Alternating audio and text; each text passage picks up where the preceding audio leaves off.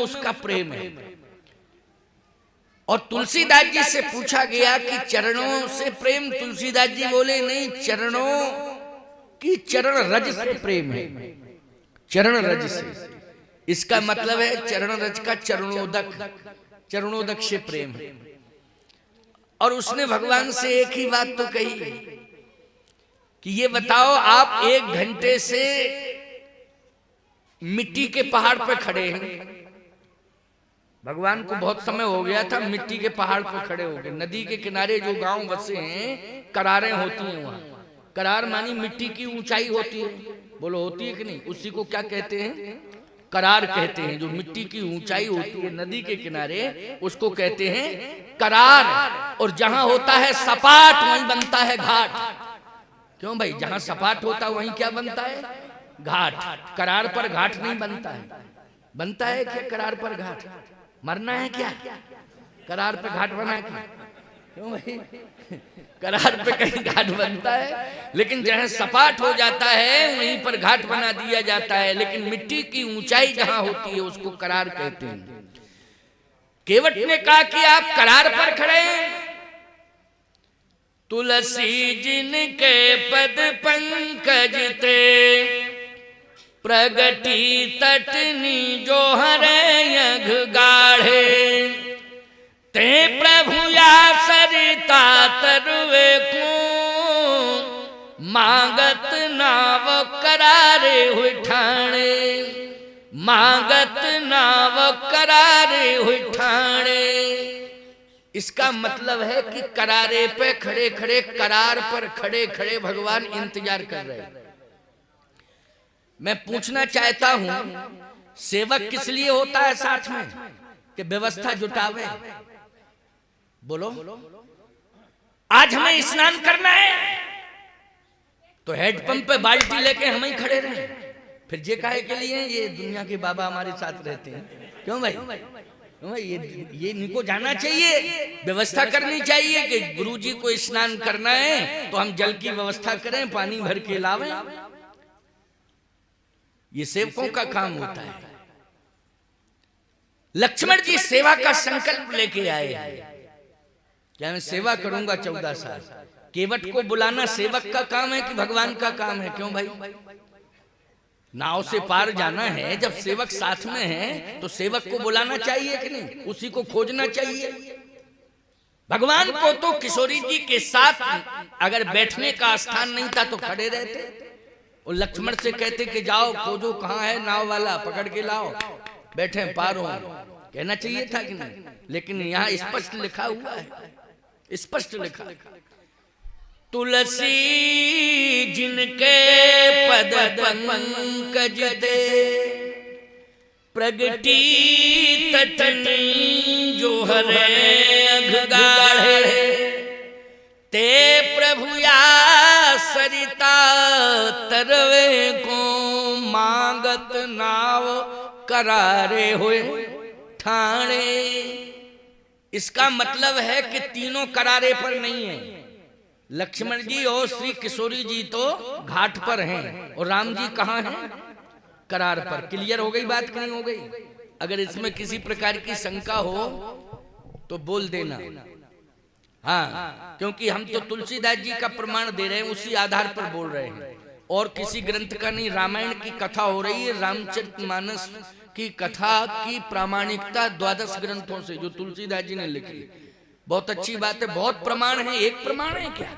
तमाम प्रमाण है। तुलसीदास जी ने जो 12 ग्रंथ लिखे हैं, 12 ग्रंथ, उनमें प्रमाण मिल जाता है। लेकिन देखा जाए, खोजा जाए तब मिलता है। वैसे थोड़ी है कि चाय पी रहे हो रामायण पढ़ रहे हैं। बहुत सी जगह हमने देखा कि चाय पी रहे हैं, वहीं रामायण रख के पढ़ रहे हैं। हमने कहा क्या कर रहे हो? बोले कुछ नहीं, रामायण पढ़ रहे हैं। हमने कहा पी क्या रहे हो? बोले चाय पी रहे हैं।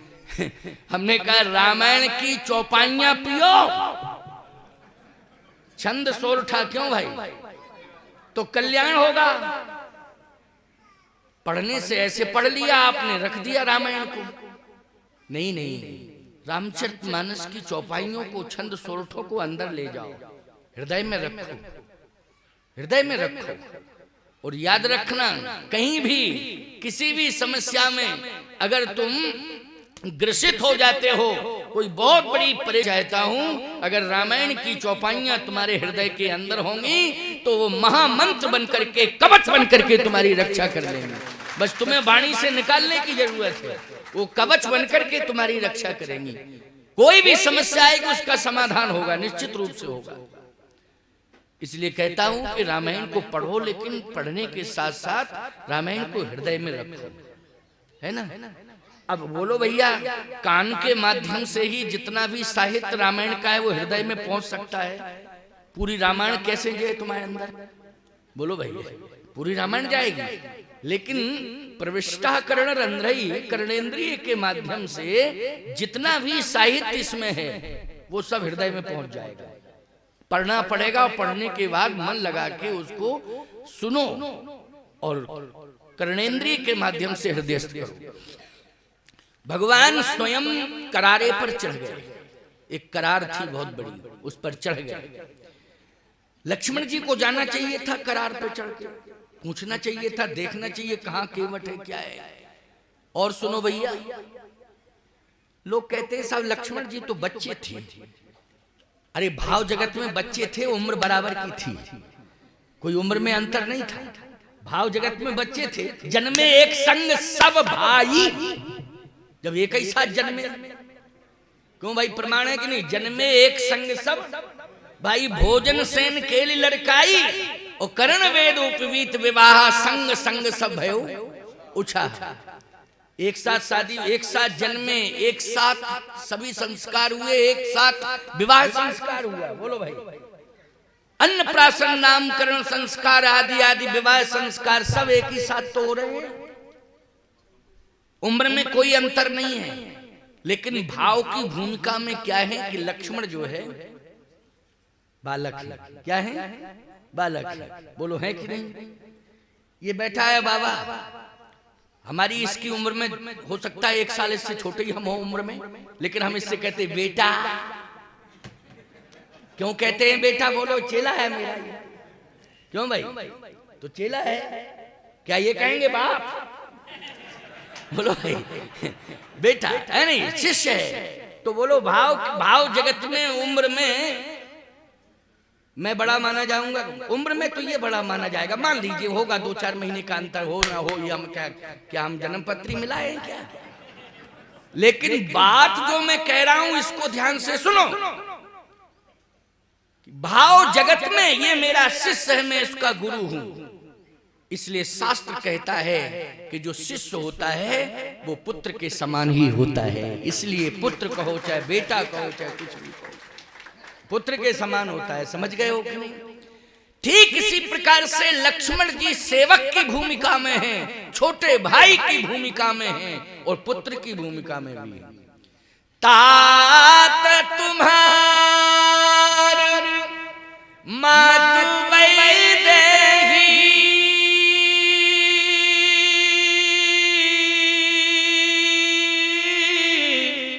ओ पिता राम सब भांति स्नेही।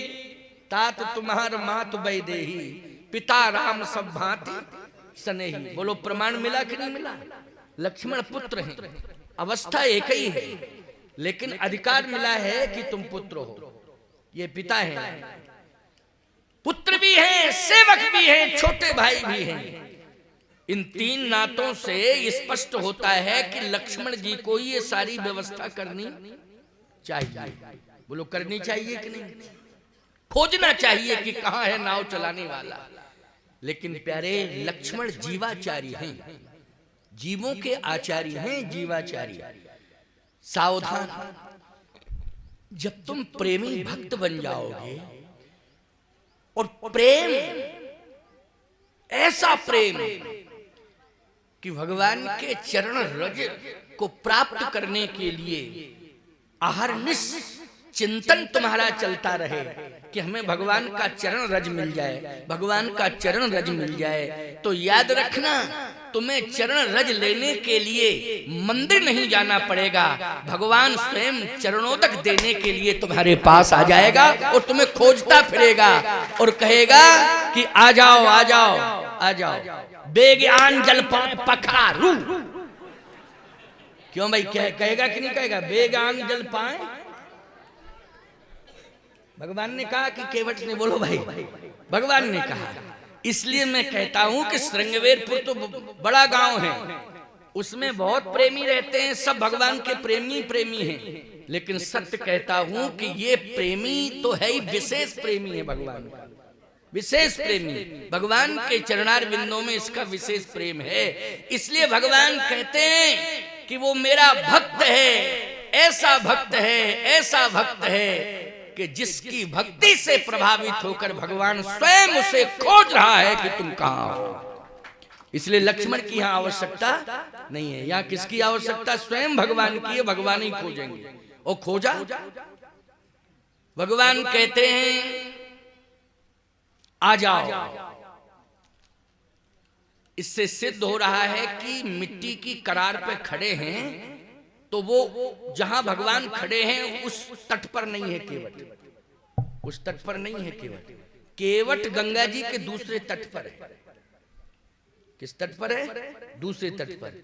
अच्छा, जब नाव दूसरे तट पे होती है तब ऊंचाई पे चढ़ के आवाज लगाई जाती है, आ जाओ हमें पार होना, यही नियम है कि नहीं? और जब घाटी पे नाव है तो आवाज लगाओगे?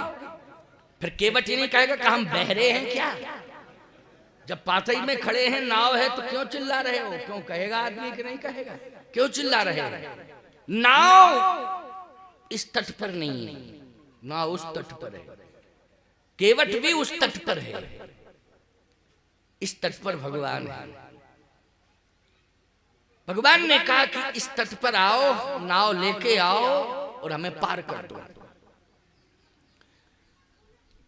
केवट ने कहा कि एक काम करोगे क्या? परेशान न मुझे करो न खुद हो, पार ही जाना है ना? हाँ, पार जाना है, तो हमें परेशान क्यों कर रहे हो? न खुद परेशान हो। यही घाट थोरक दूर, यह कटिलों जल थाह दिखाई जू। यही घाट से थोरक दूर है, थोड़ा सा आगे चले जाओ, एक घाट है, कमर कमर से जल है, नाव की जरूरत नहीं, आराम से पार हो जाओगे। क्यों परेशान मुझे कर रहे हो? क्यों परेशान हो रहे हो? वो नाव की जरूरत ही नहीं है। क्यों भैया, मजदूरी करने वाले, धंधा करने वाले इस प्रकार की भाषा बोलते हैं क्या? जल्दी बोलो, बोलते हैं क्या? हमारी समझ में तो नहीं बोलते। धंधा चौपट नहीं हो जाएगा उनका? दिल्ली में इंडिया गेट है, दिल्ली में इंडिया गेट, इंडिया गेट पर एक शराबी खड़ा था। एक 2 सीटर वाला आया, ऑटो रिक्शा वाला, उसने कहा रुको, मुझे इंडिया गेट जाना है। जब इंडिया गेट पे खड़ो क्यों भाई, अब ऑटो रिक्शा वाला समझ गया कि इंडिया गेट पे खड़ा हो, कहता इंडिया गेट जाना है। तो उसने कहा हम तो धंधा करते हैं, जब चाह ही रहा है कि इंडिया गेट, तो थोड़ा सा घुमा घूम दे, और उस तरफ खड़ा कर देंगे, इस तरफ के गेट पे उस तरफ खड़ा कर देंगे, क्या दिक्कत की बात है? क्यों भाई, जब वो खड़ा इंडिया गेट पे है, वो कहता हमें इंडिया गेट जाना है, ले चलोगे? तो उसने भी सोचा, नहीं तो वैसे कह देता इंडिया गेट पर तो खड़े हो, क्या क्यों जा रहे हो, फालतू की बात क्यों कर रहे हो? ऑटो रिक्शा की जरूरत क्या? इंडिया गेट पर, यही इंडिया गेट है, कहना चाहिए था उसे। लेकिन ऑटो रिक्शा वाला बोला हाँ क्यों नहीं, 50 रुपया लूंगा, 50 रुपया लूंगा, इंडिया गेट छोड़ दूंगा। कहे ठीक। बैठा ला उसने ऑटो रिक्शा में, और थोड़ा सा यूं इधर उधर करके दूसरे गेट पर उस तरफ छोड़ दिया। बोले इतने जल्दी आ गया इंडिया गेट? बोले हाँ इंडिया गेट है, लिखा है उसमें, पढ़िए इंडिया गेट। बोले हाँ इंडिया गेट तो है। 50 रुपया दिया और कहा इतना स्पीड में कभी भी रिक्शा मत चलाया करो, बहुत स्पीड में चलाते हो, इतने जल्दी आ गया इंडिया गेट। 50 रुपया जरूर दे रहा हूं, लेकिन हिदायत भी दे रहा हूं कि इतनी स्पीड में मत चलाया करो।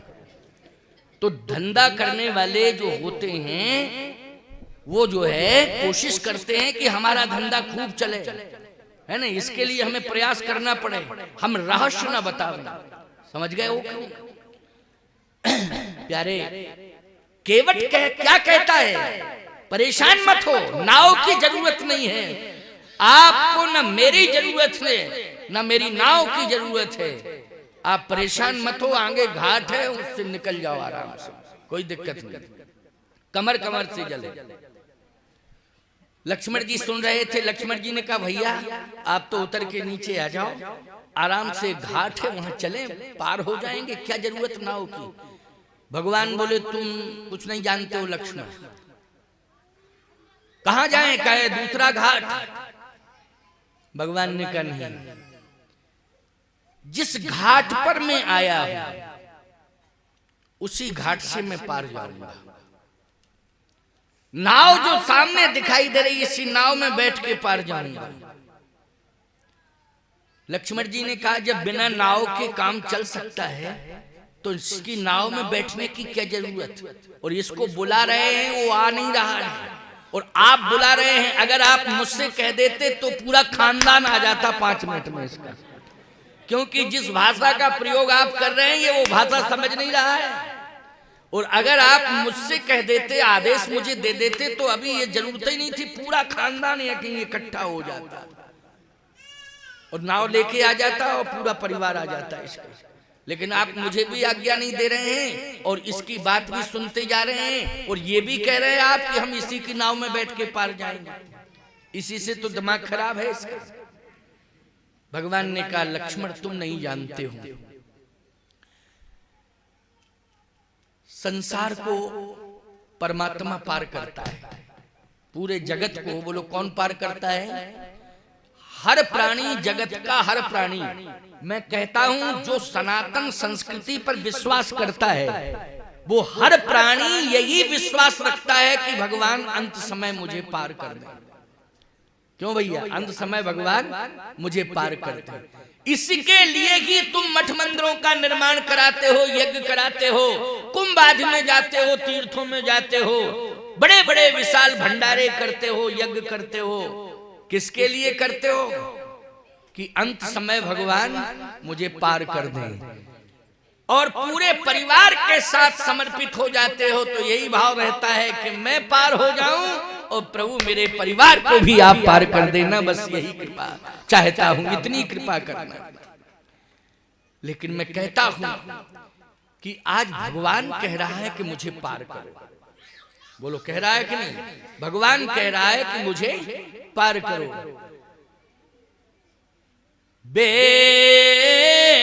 बेगयान जल पाय पखारू,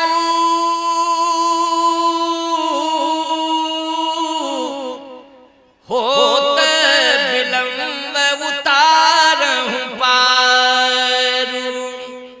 जल्दी करो, अगर तुम्हारी इच्छा है कि मुझे चरणोदक चाहिए, पद कमल धोए चढ़ाए नाव न नाथ उतराई चहूं।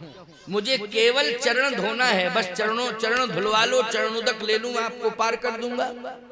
भगवान ने कहा तो एक काम करो, देर मत करो, चरणोदक अगर लेना ही है तो ले लो और पार करो।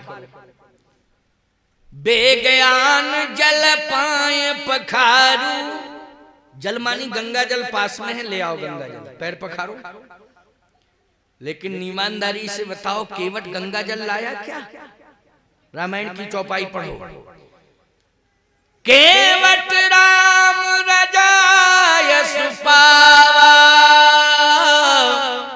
पानी कठौता भर ले आवा। पानी भर के लाया। पानी में और गंगा जल में अंतर है। पानी पानी होता है और गंगा जल होता है। सरजू जल, गंगा जल, मंदाकिनी जी का जल, ये पुनीत नदियों में पानी नहीं है, क्या है? जल है। और पानी कुएं का पानी, अच्छा 1 महीने तक 2 महीने तक किसी बोतल में कुएं का पानी रख दो भर के, बोलो सड़ जाएगा कि नहीं? कीड़े पड़ेंगे कि नहीं पड़ेंगे? वो गंगा जल रखे होंगे तुम लोग, घर घर में गंगा जल होगा, सरजू जल होगा, होगा कि नहीं होगा? मंदाकिनी जी का जल होगा, लेकिन बोलो कीड़े पड़ते हैं, सड़ता है क्या? अंतर है कि नहीं? पानी में और जल में अंतर है कि नहीं? केवल पानी लाया है, गंगा जल से चरण नहीं धोए। पानी कठौता भर ले आवा, पानी भर के लाया। अच्छा भैया, पानी भर के जब लाया और लाया कठौते में, पानी भरे कठौते में। लक्ष्मण जी ने कहा कि आपने गंगा जल के लिए कहा था, लेकिन ये भागा कहां चला गया? भगवान बोले तुम नहीं, तुम्हें पता नहीं कहां चला गया भागा? गांव की तरफ गया है, गांव की तरफ गया है। गांव क्यों गया है? भगवान बोले अब चला गया है, लौट के आवे तब पूछे कि क्यों गया। हा? उधर से चला आ रहा है, कठौते में पानी भरे। लक्ष्मण जी बोले ये क्या लेके आ रहा है? राम जी बोले तुम हमारा दिमाग खराब मत करो, जब सामने आ जाए तो देख लेना क्या लाया। अभी बार बार पूछे क्या लाया, कैसे लाया, क्यों लाया, कहां गया, आने दो। कठौता जैसे ही भगवान के सामने रखा, सुनो, कठौता उसमें पानी भरा। भगवान ने कहा ये क्या है? कहे सरकार पानी। ये पानी है? अच्छा पानी है। जब मैंने कहा था कि गंगा जल से चरण धो लो, तो पानी लाने की क्या जरूरत थी? केवट बोला प्रभु पानी में जानबूझ करके लाया है। मैं ये जानता था कि गंगा जल है और गंगा जी प्रवाहित हो रही, आपने भी कहा था वेग आन जल, लेकिन मैं जानबूझ करके पानी लाया। तो भगवान ने कहा जानबूझ करके पानी तुम क्यों लाए? अगर भाई अनजान में लाए होते तो अलग बात है, जानबूझ के पानी क्यों लाए? केवट बोला इसलिए लाया हूं कि मैंने ये सुना है कि आपके चरण से गंगा निकली। भगवान बोले हाँ ये सत्य है कि मेरे चरण से गंगा निकली, लेकिन गंगा निकली कब? जब ब्रह्मा जी ने आपके ब्रह्मधाम में चरण धोए, और चरण धोए और कमंडल में चरणोदक ले लिया, और जैसे ही कमंडल में चरणोदक आया तो उसी में गंगा प्रकट हो गई। ये गंगा है आपके चरण का चरणोदक। भगवान ने कहा ये बात तो तुम्हारी बिल्कुल सही है। तो एक बात बताओ प्रभु, जब ब्रह्मा जी ने चरण धोए तो चरण धोने के बाद जो चरणोदक आया कमंडल में, वही गंगा जल हुआ कि नहीं हुआ? वही गंगा जल। बोले हाँ वही गंगा जल। तो जब एक बार आपके चरण धो गए और धोने के बाद जो चरणोदक आया, वो चरणोदक हम सबके लिए स्नान करने के लायक है, पान करने के लायक है, समस्त जीवात्माओं को पवित्र करने वाला वो आपका चरणोदक है। लेकिन जब एक बार जिससे धुल चुका है, फिर उससे दोबारा धोएं आपके चरण? क्या भाई धोए हुए से क्यों धोएं?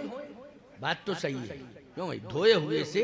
भाई गंगा जल बहुत महत्वपूर्ण है, गंगा जल से ही मुक्ति मिलती है। गंगा स्नान करो, गंगा जी का दर्शन करो, गंगा जल पान करो, बोलो मुक्ति मिलती कि नहीं? ये गंगा जल की विशेषता है। लेकिन केवट कहता है कि आपके चरण से निकली है गंगा, चरण जब आपके धोए गए वही तो गंगा जल है, वही तो गंगा है, ये चरणोदक ही गंगा है। और फिर इसी चरणोदक से दोबारा चरण धोए। हम तो पानी लाए हैं। अच्छा तो पानी लाए हो तो क्या करोगे? कहे जब ब्रह्मा ने चरण कमंडल में धोए तो ब्रह्मा ने कमंडल में गंगा को प्रकट किया, मैं कठौते में चरण धोऊंगा, अब नई गंगा कठौते में प्रकट कर दूंगा, क्योंकि आपके चरण मेरे घाट पर आए। अब धोऊंगा और कठौते में गंगा प्रकट करूंगा। लक्ष्मण जी ने कहा एक बात बताओ, झूठ मत बोलना, तुमने नहाया है नहीं, स्नान उस्नान किए तुमने? कहे हम झूठ तो बोलते ही नहीं, स्नान तो नहीं किए। तो स्नान करो पहले, स्नान करने के बाद फिर चरण धो। ब्रह्मा जी ने भी यही किया था। केवट बोला ब्रह्मा जी ने किया होगा, स्नान क्यों नहीं कर रहे हो? केवट बोला कैसा स्नान, काहे का स्नान, मन चंगा तो कटौती में गंगा। अगर हमारा मन निर्मल है तो देखो अभी गंगा प्रकट हो जाएंगी कटौती में। भगवान ने कहा लक्ष्मण अब ज्यादा बात मत करो, तुम्हें मालूम नहीं है इस घाट का मालिक है, इस घाट का मालिक है, ये घाट इसी का है, इसी के घाट पर हम खड़े हैं, वो इसी के घाट से हम पार जाएंगे। लेकिन ज्यादा कहने की आवश्यकता नहीं है, क्योंकि ये अयोध्या नहीं है, ये जनकपुर नहीं है, ये श्रृंगवेरपुर में भी गंगा का घाट है। ज्यादा बात करोगे तो अभी घर से गए फिर घाटों से चले जाएंगे, न घर के रहेंगे न घाट के रहेंगे, यही कंडीशन होगी। इसलिए कुछ नहीं कहना, सुनते जाओ। भक्त वो है जिसके बंधन में भगवान बंध जाता है, समझ रहे हो क्यों? भक्त वो है जिसके बंधन में भगवान बंध जाता है। आज भगवान भक्त के बंधन में बंधा है, इसलिए भगवान कहते हैं बेगयान जल पाए पखारू होत विलंब उतारहु पारू।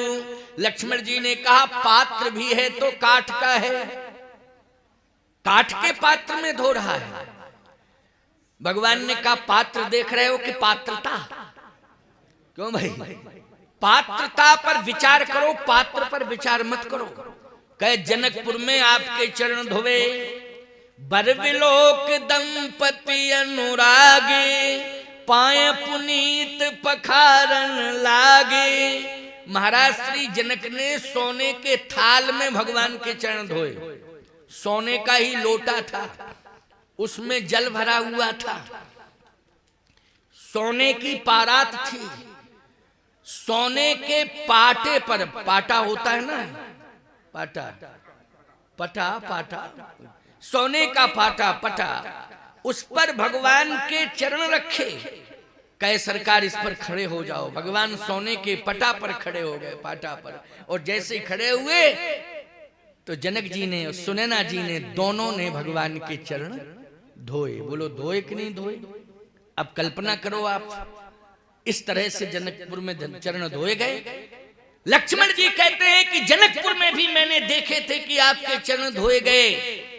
केवट ने कहा वो राजा थे, हम मजदूर हैं। राजा के पास सोने के, बस सोने के बहुत बड़े बड़े पारात, कोपर आदि आदि हो सकते हैं, लोटे हो सकते हैं, बहुत बड़े बड़े पात्र हो सकते हैं, लेकिन वो राजा हैं इसलिए उनके पास ये सब व्यवस्था हो सकती है। मैं राजा नहीं हूं, मैं हूं भिखारी। भिखारी? हाँ, मजदूर हूं। कहता हूं कि 10 रुपया में पार करूंगा, 20 रुपया में पार करूंगा, 50 रुपया में पार करूंगा, मांगता हूं लोगों से, वो लोग देते हैं। मैं मजदूर हूं, वो राजा है। राजा में मजदूर में बहुत अंतर होता है। दाता एक राम, भिखारी सारी दुनिया। देने वाला एक राम, सारी दुनिया भिखारी होती है। लेकिन आज ईमानदारी से बताओ, भगवान स्वयं मांग रहे हैं। मांग रहे हैं कि नहीं? मांग रहे हैं भगवान। किससे मांग रहे हैं? तुलसी जिनके पद पंकज ते प्रगटी तटनी जो हरे अघ गाढ़े, ते प्रभु या सरिता तरवे को मांगत नाव करारे हुई ठाणे। नाव मांग रहे हैं, जबकि भगवान से दुनिया मांगती है, लेकिन भगवान आज भक्त से मांग रहे हैं नाव लाओ।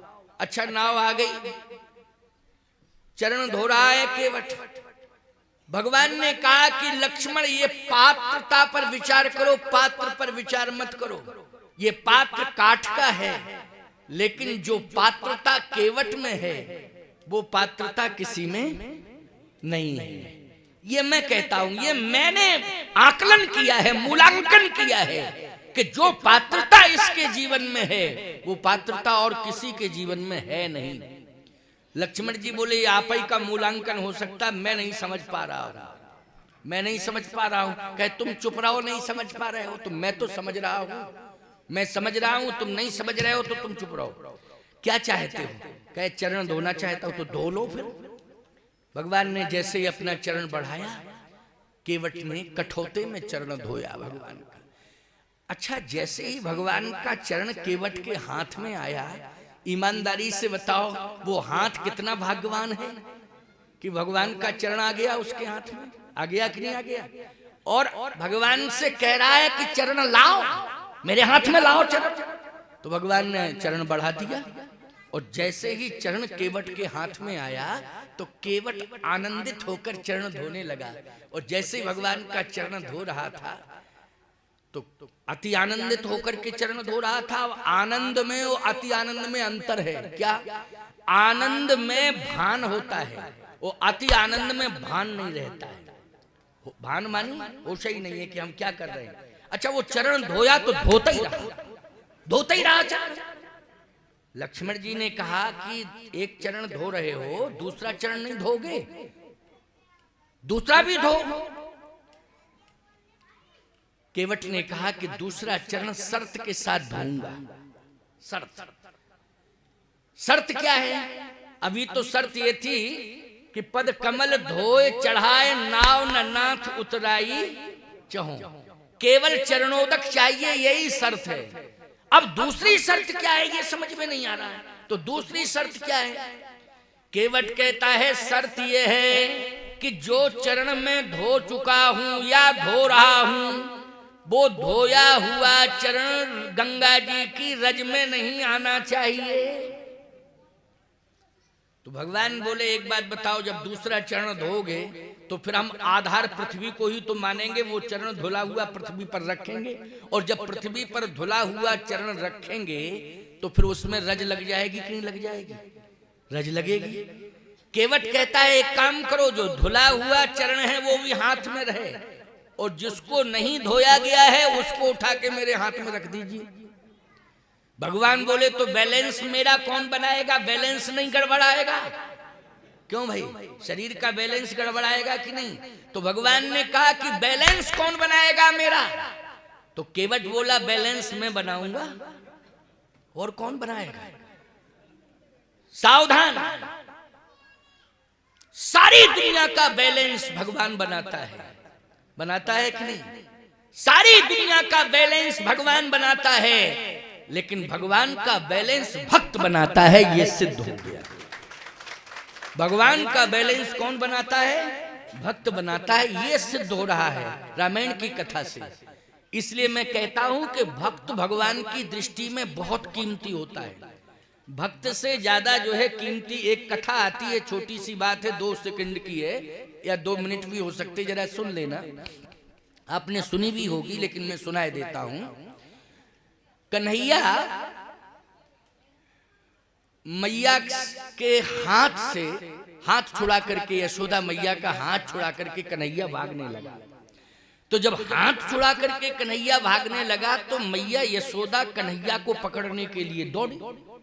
अब स्थूल शरीर, अब दौड़ कहां पावे मैया यशोदा। अब जब थोड़ी दूर चली, थक गई और कन्हैया दूर चला गया, तो क्या कह रही है यशोदा मैया? अरे कन्हैया, तुझे मेरी कसम है, तू खड़ा हो जा। लेकिन कन्हैया खड़ा नहीं हुआ। तो यशोदा जी ने कहा कि मैंने अपनी कसम रखा दी और कन्हैया खड़ा नहीं हुआ, तो मैंने ये गर्गाचार्य जी महाराज से सुना था कि ये कन्हैया तो परमात्मा है। क्या है? परमात्मा है, ये तो भगवान है। तो यशोदा जी ने सोचा कि भगवान भक्तों को, भगवान सबसे ज्यादा प्रेम करता है भक्तों से। किससे करता है? भक्तों से। तो भगवान सबसे ज्यादा प्रेम करता है भक्तों से, ऐसा मैंने श्री गर्गाचार्य जी महाराज से कथा में सुना था। तो भक्त जब प्रिय हैं तो भक्तों की कसम रखाओ। तो कह दिया तुम्हें भक्तों की कसम है, खड़े हो जाओ। कन्हैया फिर भी खड़ा नहीं हुआ। ओ, इसका मतलब है कि भक्तों में भी क्वालिटी होती है। क्यों भाई? हाँ, भक्तों में भी क्वालिटी है, तभी तो भक्तों की कसम रखाने पर भी कन्हैया खड़ा नहीं हुआ। कहा उच्च कोटि के भक्त सतयुग में होते हैं, इसलिए सतयुग के भक्तों की कसम रखानी चाहिए। यशोदा मैया ने कहा तुझे सतयुग के भक्तों की कसम है, फिर भी कन्हैया खड़ा नहीं हुआ। तो यशोदा मैया बोली तुझे त्रेता के भक्तों की कसम है। कन्हैया फिर भी खड़ा नहीं हुआ। कहा तुझे द्वापर के भक्तों की कसम है। कन्हैया फिर भी खड़ा नहीं हुआ। और फिर कहा आने वाले कलयुग के भक्तों की कसम है। कन्हैया ठुमुक ठुमुक करके मैया के पास आ गया और कहा मैया कलयुग के भक्तों की कसम मत रखाया करो। देखो ठुमुक ठुमुक करके आ गया मैया यशोदा के पास। कहा मैया तुझे कन्हैया की सौगंध है, आज के बाद तू कलयुग के भक्तों की कसम मत रखाया कर। कलयुग के भक्तों से तुझे इतना प्यार क्यों है? क्यों है इतना प्यार कलयुग के भक्तों से? कहा मैया सतयुग में, त्रेता में, द्वापर में बड़े बड़े भक्त हुए हैं, हजारों की संख्या में, लाखों हजारों की संख्या में भक्त हुए हैं। लेकिन कलिकाल में तो जो असली भक्त होंगे उनकी थोड़ी ही संख्या होगी। अगर वो कहीं हमसे दूरियां बना के कहीं चले गए तो मेरा नाम लेने वाला कौन होगा कलिकाल में? इसलिए कलयुग में तो भगवान की महिमा को बढ़ाने वाला भक्ति ही होता है। ईमानदारी से बताओ, आप जैसे भक्ति भगवान की महिमा बढ़ा रहे कि नहीं बढ़ा रहे? नहीं। कलयुग में आज कौन मान रहा भगवान को? न साधु को मान रहा, न माने मात पिता नहीं देवा, साधु सन करवावे सेवा, जिनके ये आचरण भवानी ते निश्चर समझानो प्राणी। तो कलयुग में जो भक्त होते हैं वो वास्तव में भगवान को प्राण से भी ज्यादा प्यारे होते हैं। और तुम सब भगवान की कथा सुन रहे हो प्यारे। ऐसे घोर कलिकाल में जहां जिंदगी में फुर्सत ही नहीं, किसी से भी कहो कथा हो रही है, बोले फुर्सत नहीं। यही कहता है, क्या करें, सुनने की फुर्सत नहीं। अच्छा तो 3 दिन की कथा है, दूसरे दिन निकाल लेना फुर्सत। दूसरे दिन भी कहा क्यों भैया तुम तो पहुंचे ही नहीं हो, कहे फुर्सत ही नहीं। तीसरे दिन कहा कि अरे समय निकाल लो, लास्ट दिन है। फिर मिला, वो कहे फुर्सत ही नहीं मिली, नहीं पहुंच पाए। अब बताओ भैया फुर्सत नहीं है कथा सुनने की, इतनी व्यस्तता है, फुर्सत तो कभी ना कभी मिलेगी। एक गांव में कथा चल रही थी, सारा गांव कथा सुनने जाता था, एक व्यक्ति को फुर्सत ही नहीं मिलती थी, वो गए ही नहीं। महात्मा ने कहा पूरा गांव आया लेकिन एक व्यक्ति क्यों नहीं आ रहा? बोले व्यापार बहुत लंबा है, फुर्सत नहीं मिल रही उसे महाराज। अच्छा, महात्मा जी की कथा पूरी हुई, जब जाने लगे तो गांव के लोग बोले महाराज अब मत जाओ आप। क्यों? बोले जिसको कथा सुनने की फुर्सत नहीं मिलती थी वो तो चला गया दुनिया से, उसका तो हार्ट फेल हो गया है, उसी का। बोले हाँ महाराज उसी का हो गया, सुबह 4 बजे की घटना है, अब मत जाओ आप, क्योंकि आपका जाना ठीक नहीं है। नहीं, सारी दुनिया यही कहेगी, वो गांव के तो कहेंगे महात्मा ने श्राप दे दिए तो दोष आप पर लगेगा। महात्मा ने श्राप दे दी इसलिए प्राण निकल गए, तो आप कलंक मत लो, अब मत जाओ। महात्मा बोले ठीक है नहीं जाएंगे। पूरा गांव पीछे पीछे और वो आगे आगे उसको रखे स्मशान की ओर ले जा रहे थे। महात्मा जहां ठहरे थे वहीं से उसका जनाजा निकल रहा था। महात्मा जी खड़े हो गए, जैसे वहां से वो निकलने लगा तो महात्मा जी ने कहा भैया रुको, कम से कम देख तो लें उसको कैसा था वो। इसको फुर्सत नहीं मिलती थी, कम से कम देख तो लें कैसा है। देखने लगे महात्मा ऐसे, कहे अब इसको नीचे उतार दो। नीचे उतारो? अरे कहे महाराज मरघट पे ही उतरती है ये लाश, ऐसे थोड़ी, ये तो अंतिम स्थिति है, अर्थी है, ये तो मरघट पे ही उतरेगी यहाँ। अरे बोले मैं कहता हूं उतार दो। गांव के लोगों ने कहा इतना सिद्ध महात्मा है, उतरवा रहा है, इसका मतलब है कि निश्चित रूप से प्राण वापस न लौटा दे, महात्मा है इसलिए रख दो।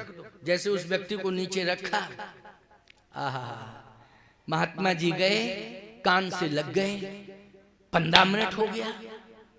लोगों ने कहा ऐसा है कि अगर प्राण लौट रहे हो तब तो कान से लगे रहो, समय खराब मत करो, क्योंकि हम लोगों को भी फुर्सत नहीं है कि यही चक्कर में इसको धरे बैठे रहे। हम लोगों को भी फुर्सत नहीं है, हाँ, हम लोग भी व्यस्त हैं। इसलिए अगर कुछ हो रहा हो, प्राण वापस हो रहे हो तब तो ठीक है, नहीं तो चलने दो। महात्मा बोले और रुको, अभी हमको तसल्ली होगी, कम से कम रुको। लोगों ने कहा नहीं नहीं रुके हैं, कोई दिक्कत नहीं। साहब 45 मिनट हो गए, 45 मिनट। लोगों ने कहा 45 मिनट में न हिल रहा है न डुल रहा है, इसका मतलब है कि कुछ हो ही नहीं रहा है। टाइम खराब हो रहा है और कुछ नहीं। तो लोगों ने कहा एक बार बताओ महाराज, आप कान में लग के मुर्दे को क्या सुना रहे हैं? क्या प्राण फूंक रहे हैं? प्राण फूंक रहे हैं। महात्मा बोले तुम लोग नहीं समझते हो, आज हमें तसल्ली हो गई कि आज के दिन इसे फुर्सत मिल गई और हम फुर्सत में कथा सुना रहे हैं। क्यों भाई? इससे फुर्सत मिली और आज हम फुर्सत में इसको कथा सुना रहे हैं। बोलो भैया, ऐसी फुर्सत किस काम की? जिंदगी जब तक रहेगी फुर्सत न होगी काम से, कुछ समय सा निकालो प्रेम कर लो राम से। इसलिए मैं कहता हूं कि फुर्सत भगवान के काम के लिए निकालनी पड़ेगी, भगवान की कथा के लिए, भगवत कार्यों के लिए फुर्सत तुम्हें निकालनी पड़ेगी। जो भगवत कार्य के लिए फुर्सत निकाल लेते हैं, भगवान के कार्यों में सम्मिलित हो जाते हैं, भगवान को इस घोर कलकाल में सबसे प्रिय भक्त वही माने जाते हैं। भगवान उनको सबसे ज्यादा प्यार करता है कि ऐसे घोर कलकाल में जहां एक न सुने एक नहीं देखा, कोई किसी की न सुनना चाहता है ना कोई किसी की मानना चाहता है, लेकिन तुम भगवान मेरी कथा सुनने में घंटों बैठे हो और मेरा कार्य करने में तुम अपना समय दे रहे हो। इससे बढ़िया बात और क्या हो सकती? तुम मेरे प्रिय भक्त हो। कलिकाल के भक्तों से भगवान का सबसे ज्यादा प्रेम है। आइए सुनिए, केवट ने कहा, हाँ बैठ जाओ बेटा, इधर बैठ जाओ, कोई दिक्कत नहीं, बैठ जाओ। बच्चे हैं, बहुत अच्छे होते हैं बच्चे कथा जब सुनते हैं। हाँ, क्योंकि कथा सुन रहे हैं बच्चे, बच्चों को ही हम सुनाते हैं कथा, बूढ़ों को क्या सुनावे हैं? अरे तुम तो सुन चुके हो साहब। क्यों भाई? और इतना ही तो सुनाना है तुम्हें कि भजन करो, बस इसी से तुम्हारा कल्याण होगा। इतना ही बुढ़ों को इतना ही सुनाना है, बाकी जो भी विस्तार कथा का करना है बच्चों को सुनाना है। क्यों भाई? ये बच्चे भविष्य हैं, यही बच्चे तो परिवार की सेवा करेंगे, समाज की सेवा करेंगे, राष्ट्र की सेवा करेंगे। बोलो करेंगे कि नहीं? इन्हीं पर तो भविष्य टिका है पूरे राष्ट्र का।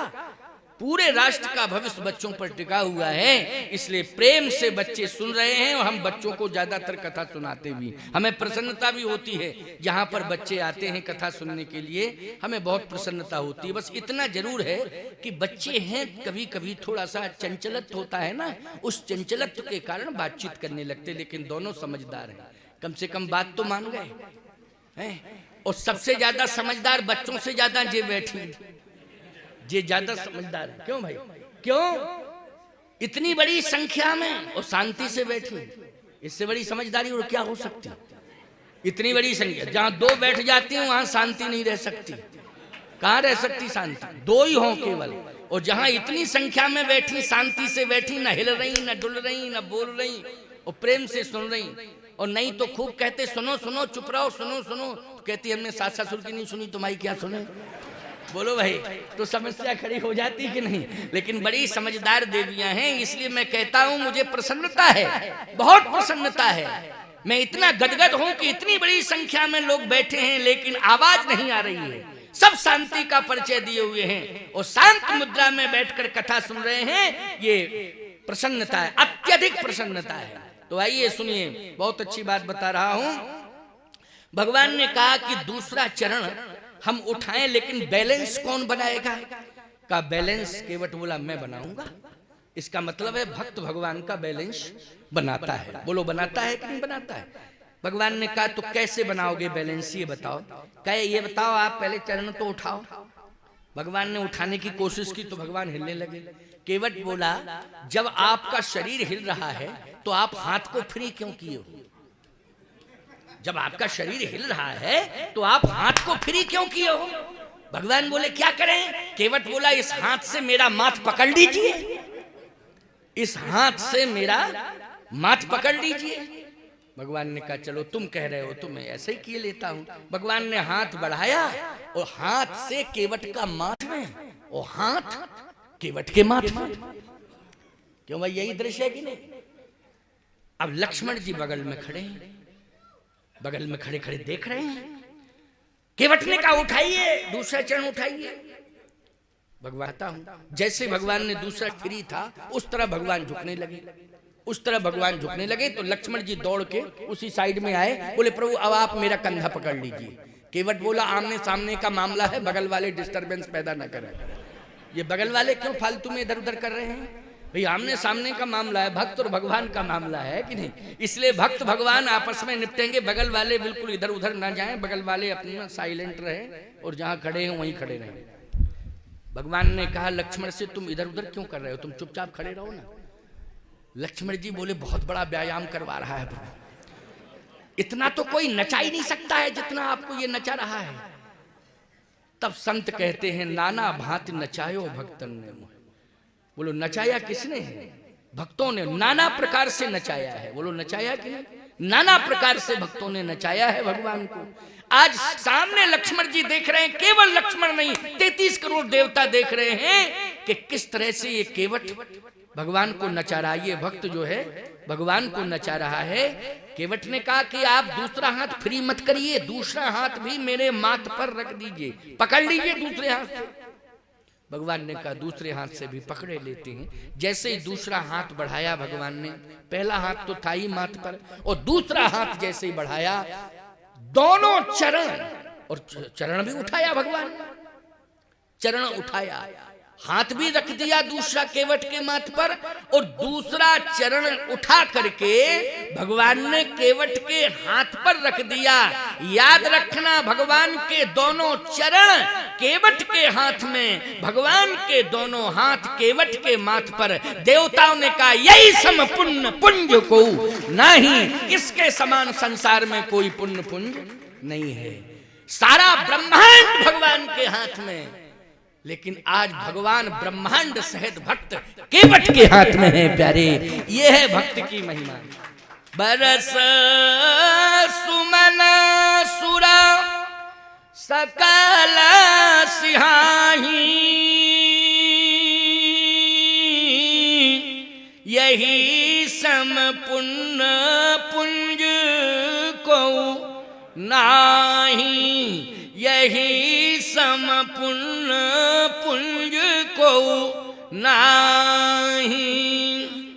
और दशरथ जी क्या कह रहे हैं अयोध्या में, राम चले बन प्राण न जाही, कहीं सुख लाग रहत तन माही। राम जा रहे हैं, ऐ प्राण तुम शरीर में कौन सा सुख लेने के लिए अभी हो, राम के साथ क्यों नहीं जाते हो। राम जा रहे हैं तो प्राण मेरे हृदय में रुकने की कोई आवश्यकता नहीं है। या तो तुम में ताकत हो प्राण तो राम को लौटाओ वापस, और ताकत नहीं है तो राम के साथ जाओ। लेकिन क्यों नहीं निकल रहे हो, कौन सा सुख पाने के लिए। आज तुम मेरे हृदय में हो, मेरे शरीर के अंदर हो, ये बताओ प्राण। लेकिन यहां देखा आपने, परमात्मा जैसा केवट कह रहा, भक्त केवट कह रहा, वैसा ही परमात्मा कर रहा है। बोलो कर रहा है कि नहीं कर रहा है। भक्त तो महाराज दशरथ भी हैं, ऐसी बात नहीं है, भक्त तो महाराज दशरथ भी हैं। बोलो हैं दशरथ की नहीं, बहुत बड़े भक्त हैं दशरथ।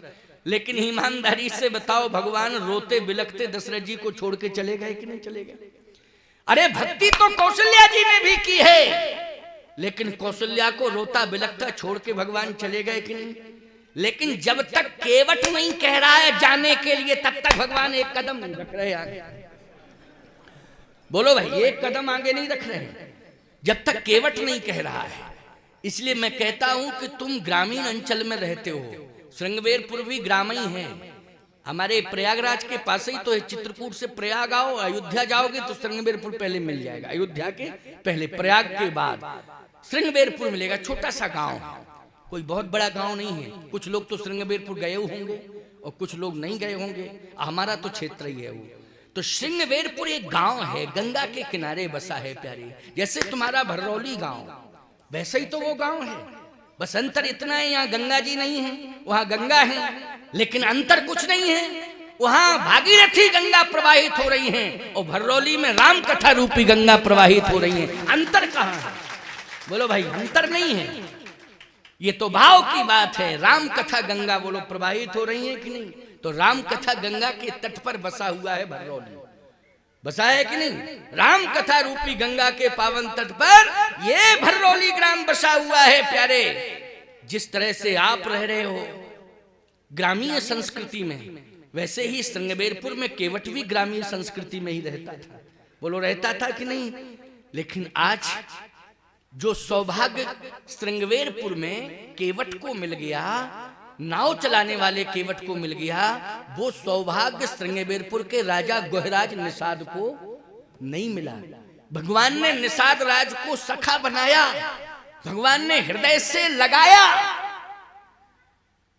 लेकिन ईमानदारी से बताओ, निषाद के कहने से भगवान श्रृंगबेरपुर के अंदर नहीं गए।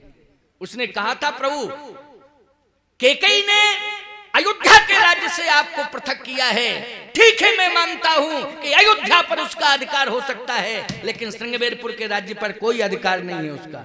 ये श्रृंगबेरपुर राज्य पर मेरा अधिकार है, लेकिन मैं पूरा राज्य और पूरे परिवार और गांव के सहित आपके चरणों में समर्पित है, इसलिए प्रभु ये राज्य आपका है, आप पधारिए पधारिए, प्रवेश करिए। भगवान ने कहा पुर न जाऊं 10-4 बरिस, 14 साल तक हम किसी के नगर में प्रवेश नहीं कर सकते हैं, हम नहीं करेंगे। प्रेम है हमारा तुम्हारा अलग बात है, ना तो राज्य की किसी व्यवस्था को हम स्वीकार करेंगे। अगर तुम राज्य की कोई व्यवस्था भी उपलब्ध कराओगे तब भी हम स्वीकार नहीं करेंगे।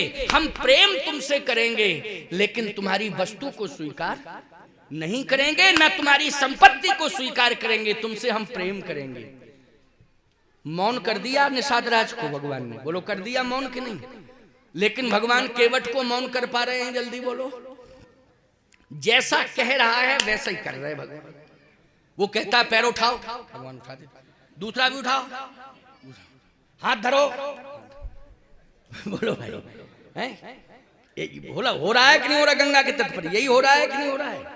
तुम तो रामायण वैसे पढ़ते तो हो, लेकिन बस यही तो है, पढ़ते भर हो, लेकिन गहराई तक नहीं पहुंच पाते हो, तभी तो हमको बुलाते हो।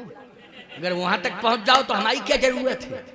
देखो भैया, हम तो गहरे गोताखोर हैं, गहराई में चले जाते हो, निकल के आ जाते हैं, और तुम गए तो गए, फिर लौटने वाले नहीं हो। क्यों भाई? इसलिए बात यह है कि हमको बुलाते हो, कथा सुनने के लिए बुलाते हो कि स्वामी जी के द्वारा हमें रामचरितमानस का मर्म समझ में आएगा। अब सुनते जाना, बहुत बढ़िया बात। समय तो हो ही जाता है, समय होता रहता है।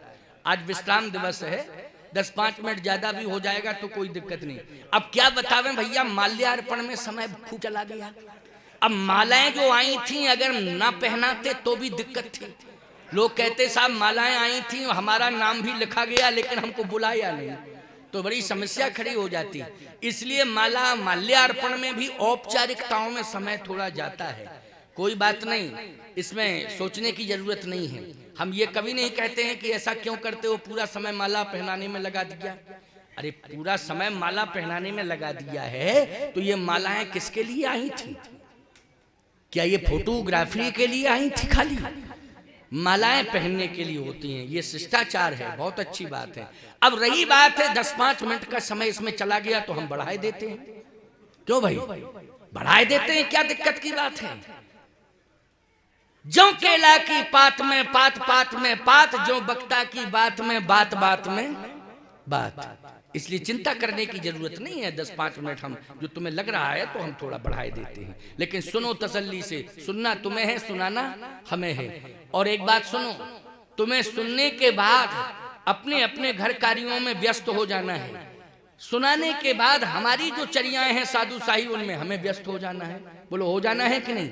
लेकिन हम अपनी साधु शाही चर्याओं में व्यस्त हो जाएंगे, तुम अपने गृह कार्य में, रात्रि चर्या, दिनचर्या, जो भी तुम्हारा उन चर्याओं में कार्य है उसमें तुम व्यस्त हो जाओगे।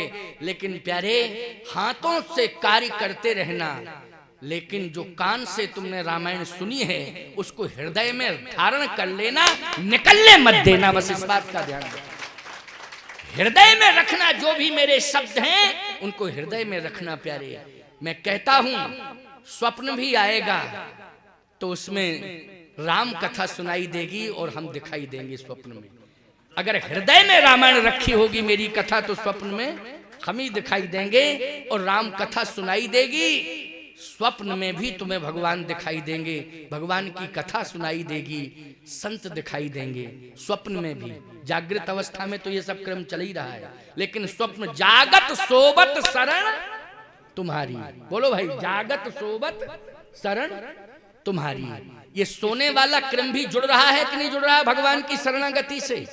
कि लेकिन कथा यदि हृदय में होगी तो सोते समय भी भगवान की शरणागति तुम्हें मिलती रहेगी। और यदि कथा को तुमने इस कान से सुना, इससे निकाल दिया, तो सोते समय हावड़ा के पुल से कूदोगे।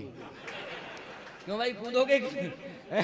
कोई रेल की पटरी पे, कोई हावड़ा की, पता नहीं क्या क्या कैसे कैसे स्वप्न आते हैं। क्यों आते हैं कि नहीं आते हैं? इसलिए मैं कहता हूं, जागत सोवत शरण तुम्हारी। कथा को हृदय में रखे रहोगे तो स्वप्न में भी भगवान की शरणागति तुम्हें मिलती रहेगी। तो केवट ने कहा कि प्रभु अब चरण तो दोनों मेरे हाथ में आ गए। तो भगवान ने कहा कि अब धो लिए तुमने कि नहीं, ये बताओ। केवट बोला हाँ धो लिए। भगवान बोले तो अब तो नाव में बिठाओ, ये नाव पास में ही है।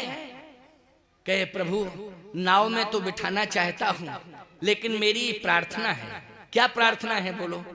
मेरी प्रार्थना ये है कि मैंने गंगा के पावन तट पर रहकर मजदूरी तो की है, लेकिन गंगा के किनारे जब जब भी सत्संग हुआ है उसको मन लगा के सुना है।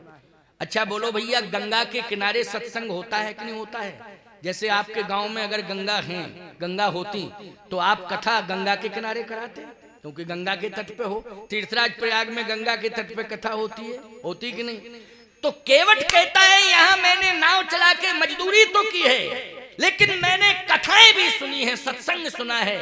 संत महात्माओं से क्या सुना है कि अगर पत्नी है तो फिर जो भी धार्मिक कार्य करो, धार्मिक अनुष्ठान आदि करो, उसमें पत्नी को सहयोगी बनाओ। बोलो तुम लोग यही करते हो कि नहीं? तीर्थ जाते हो, अगर पत्नी जिंदा है तो साथ में लेके जाते हो। भागवत की कथा कराते हो, सुनते हो सपत्नी बैठ के। रामायण की कथा में यजमान बनते हो तो सपत्नी। बोलो हवन में बैठते हो तो सपत्नी। सत्यनारायण की कथा भी कराते हो घर में तो सपत्नी। बोलो सपत्नी करते हो कि नहीं? ये नियम है, करना भी चाहिए ऐसा। केवट ने कहा कि मैं परिणय बंधन में बंधा हूं। क्या चाहते हो? मैं ये चाहता हूं कि आप आए हैं तो सपत्नी का आपके चरण क्यों ना पखारूं। लक्ष्मण जी बोले आधा घंटा से अकेले पखार रहा, और जब पखार चुका तब कहता सपत्नी पखारूं। अरे जब तू जानता था कि सपत्नी पखारना है तो सपत्नी का ही पखारना चाहिए था, और अब पखार लिया तब कहता सपत्नी पखारना चाहिए। पखार लेते तो उसने एक बात कही, अब सुनो कितनी बढ़िया बात है। बोले प्रभु ऐसा है, आपने कहा था बेग आन जल पाए पखारू। बेग मानी पानी, और पानी से आपके चरण पखारे जल्दी जल्दी। तो पत्नी को क्यों नहीं लाए? का पहले से सूचना नहीं थी। और अगर उससे कहते कि जल्दी कर जल्दी कर जल्दी कर, तो कहती ज्यादा जल्दी है तो चले। यही होता है कि नहीं होता है? जैसे तुम इनसे कहो जल्दी करो जल्दी करो जल्दी करो, तो तुरंत कहेंगे ज्यादा जल्दी है तो चले जाओ। पहले से क्यों नहीं बताया? पहले से बताना चाहिए था। इनकी आदत है, कहती क्यों चले जाओ ज्यादा जल्दी। तो मैंने सोचा कि पहले से पत्नी को टेंशनाइज न करूं। अगर पहले से ही मैंने टेंशनाइज कर दिया पत्नी को, तो फिर चरण पखारने से फायदा क्या? जब पति पत्नी में प्रेम ना हो और मंदिर में कहो ओम जय जगदीश हरे, तो फायदा क्या है? क्यों भाई? जब पति पत्नी में प्रेम नहीं है, वहां परमात्मा के सामने अगरबत्ती हिला रहे हो, बोलो भाई कलाकंद का भोग लगा रहे हो, जब प्रेम। भगवान यही तो कहेंगे कि सुनो पहले परिवार में आपस में प्रेम करना सीखो, तब मेरे दरबार में मेरे चरणों में प्रेम करो। जब परिवार में ही तुम्हारा प्रेम नहीं है तो मेरे चरणों में प्रेम करके प्रदर्शन कर रहे हो क्या?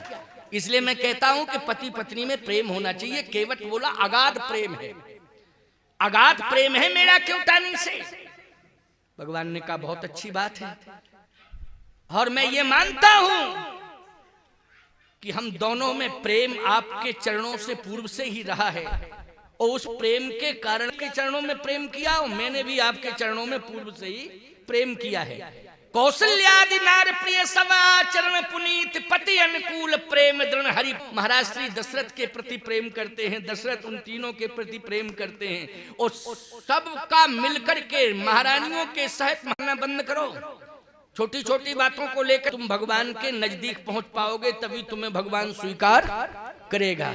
यदि आपस में लड़ना भिड़ना शुरू करोगे तो भगवान कैसे स्वीकार करेगा? ये गलती कभी नहीं करना। जिस घर में हम पहुंचे वो दौड़ा पति कहे महाराज आपके चरण धो लें, आरती उतार लें। तो हमने कहा धो ले, तेरा मन है धो ले। अब हमारा चेला जो था, पंडित हमारे साथ चलता है, वो यहाँ है नहीं, वो बीमार हो गया है। तो बीमार हो गया है तो हमने कहा तुम अपना इलाज करा लो। उसने कहा कि तुम अकेले ही हो कि पत्नी भी है? बोले पत्नी तो है। तो मायके गई क्या पत्नी? अकेले क्यों धो रहे हो? कहे 6 महीने से बोलचाल नहीं है और हम कह नहीं सकते, हम कह नहीं सकते। तो उस शिष्य ने कहा गुरुदेव आप पधारे ही गए हो, दोनों का एकता करा दो तो ज्यादा अच्छा है, क्योंकि आप पधारे गए जब ऐसी कंडीशन है। और अगर ऐसा नहीं होता है तो बदनामी आपकी होगी कि महात्मा भी आए घर में फिर भी कुछ नहीं करा पाए, तो बदनामी आपकी होगी।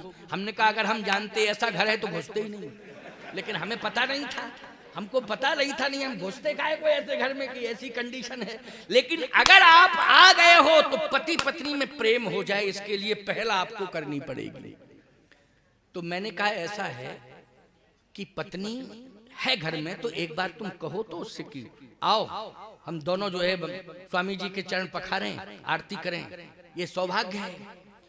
कहे स्वामी जी हम तो कसम खा चुके थे उसी दिन, और कसम हम तोड़ने वाले नहीं हैं। हमने की अच्छा क्या हम बात ही नहीं करेंगे उससे। हमने आवाज लगाई, हमने कहा बेटी ए बहू इधर आ। तो इंतजार ही में थी कि कोई आवाज लगावे। तुरंत आई, हमारे पैरों में गिर पड़ी, चरण छू लिए। मैंने कहा सुनो तुम दोनों ग्रंथि बंधन करके चरण पखारो, ग्रंथि बंधन करके चरण पखारो। तो एकदम बोली महाराज जी उस दिन हमने भी जिस दिन झगड़ा हुआ था प्रतिज्ञा कर ली थी कि जब तक ये अपने मुंह से हमें कुछ कहेंगे नहीं तब तक मैं कुछ नहीं करूंगा। हमने कहा इसने भी प्रतिज्ञा बड़ी खतरनाक कर ली। क्यों भाई? इसने भी बड़ी खतरनाक प्रतिज्ञा कर ली। अब महाराज जी जब तक ये मुंह से कहेंगे नहीं तब तक हम जो है कुछ भी नहीं कर सकती हैं। आपने आवाज लगाई तो मैं चली आई, आपको प्रणाम कर रही हूं, अब नरक मिले तो मिल जाए। हमने कही कंडीशन बहुत खराब है, क्योंकि नरक जाने को तैयार है लेकिन समझौता करने को तैयार नहीं है। नरक जाने को तैयार लेकिन समझौता के लिए तैयार नहीं। मैंने उसी समय कहा उसके पति से, मैंने कहा सुन तू जिद मत कर, समझदार व्यक्ति है, पत्नी से एक बार कह ले, कह तो ले। तो पत्नी खड़ी थी इस साइड में और ऐसा मुंह करके कहता कि हम तो तैयार हैं, अब जिसको हमारे साथ आके पखारना हो पखार ले। मुंह टेढ़ा करके कह रहा है, मुंह टेढ़ा करके कह रहा है। तो मैंने कहा देखो डायरेक्ट नहीं इनडायरेक्ट कहा कि नहीं कहा, कहा कि नहीं, क्या किससे कहा? तुझसे ही तो कहा है। अब तुम कम से कम एक बार उसने कह दिया है, भले ही मुंह इधर किया था, अरे तू कम से कम सुन तो रही है, कान तेरे टेढ़े तो नहीं हुए, कान तो तेरे सुन रहे थे, सुना कि नहीं सुना? कहे महाराज जी सुना तो है। हमने कहा सुना है तो बैठ जा दोनों। अब जब दोनों बैठ गए, ग्रंथि बंधन कराया, ग्रंथि बंधन के बाद दोनों ने जो है चरण पखारे, चरण पखारने के बाद सुंदर भोजन बना, भोजन के बाद हमने प्रसाद पाया, महात्माओं ने प्रसाद पाया। और प्यारे 1 घंटे मैंने राम कथा सुनाई उस घर में बैठ के। जब 1 घंटे मैंने राम कथा सुनाई तो अंत में दोनों फूट फूट करके रो पड़े। कहे स्वामी जी आपने हमारे परिवार को टूटने से बचा लिया है। मैंने कहा मैंने नहीं, राम कथा ने परिवार को टूटने से बचाया, मैंने नहीं बचाया। किसने बचाया? राम कथा ने तुम्हारे परिवार को टूटने से बचाया है। तो बोलो भगवान की कथा में ताकत है कि नहीं? लेकिन सुनो तब ना, जब सुनना ही नहीं है तो अलग बात है, सुनो तब। ताकत है कि टूटने से परिवार बचेगा, रूठने से परिवार बचेगा। इसलिए मैं कहता हूं कि राम कथा सुनते रहना, घर में रामायण रख के रामायण पढ़ते रहना, हर रोज रामायण पढ़ी जानी चाहिए। इतना फुर्सत में समय निकालो, 10 ही मिनट का समय क्यों ना निकालो, लेकिन परिवार के साथ बैठ के। पुराने जमाने में तो मोहल्ला एक साथ बैठता था, कथा होती थी। अगर इतना नहीं हो पा रहा है इस घोर कलिकाल में, तो आप अपने घर में अपने परिवार के सहित बैठकर 10-15 मिनट रोज रामायण पढ़ा करो। निश्चित रूप से परिवार टूटने से बच जाएगा, ये मैं विश्वास दिलाता हूं। इतना आपको करना ही पड़ेगा, तभी ये फलश्रुति आपके सामने आएगी। तो आइए आपको और 10 मिनट की बात सुना दें, इसके बाद वाणी को विश्राम। केवट ने ग्रंथ बंधन करके सपत्नीक भगवान के चरण पखाड़े। रामायण का प्रमाण दे रहा हूं, अपनी तरफ से नहीं कह रहा हूं कि कोई मनमुखीपन से अपनी बात कह के चला जाऊं, ऐसा नहीं। रामायण आप पढ़ते हैं नहीं, घर में जाकर के रामायण पढ़ लेना, आपके समझ में आ जाएगी बात कि स्वामी जी ठीक कह रहे थे। ग्रंथि बंधन करके उसने चरण पखारे भगवान के। जब दोनों ने चरण पखाड़ लिए, भगवान ने कहा अब तुम संतुष्ट हो, क्योंकि भक्त से भगवान पूछ रहा है कि तुम संतुष्ट हो। केवट बोला हाँ हम दोनों ने चरण तो पखाड़ लिए, लेकिन भगवान ने कहा ये लेकिन शब्द क्यों लग गया? कहा लेकिन शब्द इसलिए लग गया प्रभु कि वो पति पत्नी केवल ये संकल्प न ले कि हम दोनों परिणय बंधन में इसलिए बंधे हैं कि हमको वंश वृद्धि करना है, केवल हमें वंश चलाना है, वंश वृद्धि करना है, इसलिए हम लोग परिणय बंधन में बंधे हैं। याद रखना, परिणय बंधन में बंधते समय अरे वंश वृद्धि करना ये तो संसार का नियम चला आ रहा है। बोलो चला आ रहा है कि नहीं चला आ रहा है? वंश वृद्धि में तो ऐसे ऐसे भी पैदा हो गए हैं, कंस पैदा हुआ है, कुंभकर्ण पैदा हुआ है, रावण पैदा हुआ है, हिरण्याकश्यप पैदा हुआ है। बोलो आतताई पैदा हुए कि नहीं हुए? और साधारण ऐसी नहीं, इतने बड़े बड़े वंश में कि 1 लाख पूत 1.25 लाख नाती, ऐसा विस्तार किया इन्होंने अपने परिवार का। लेकिन सावधान, वंश वृद्धि करना ये विशेषता नहीं है, बल्कि संतान को जन्म देने के साथ साथ संतान को भगवान से जोड़ देना, ये सबसे बड़ी उपलब्धि है। जन्म के साथ संतान को किससे जोड़ देना? भगवान से जोड़ देना, पूरे परिवार को भगवान से जोड़ देना।